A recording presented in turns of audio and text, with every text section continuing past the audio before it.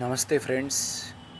నిన్న మనం మన తెలుగువారికి అత్యంత సుపరిచితులైన, తెలుగువారి గుండెల్లో చిరస్థాయిగా నిలిచిపోయిన శ్రీ కోట శ్రీనివాసరావు గారిని కోల్పోయాం ఫ్రెండ్స్.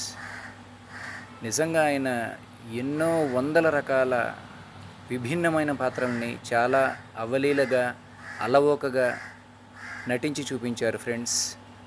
బ్రహ్మానందం గారితో, అలీ గారితో, గుండు హనుమంతరావు గారితో, రావు గోపాలరావు గారితో, అలా చాలామంది నటులతో మంచి మంచి హాస్య సన్నివేశాలని భాగస్వామ్యంగా చేసుకొని చాలా తేలికగా, ఇంత తేలికగా నటించవచ్చా, ఇంత బాగా నవ్వించవచ్చా అనే స్థాయిలో నటించారు ఫ్రెండ్స్.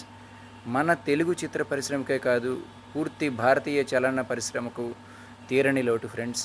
ఆయన ఆత్మకి శాంతి చేకూరాలని నేను మనస్ఫూర్తిగా కోరుకుంటున్నాను ఫ్రెండ్స్.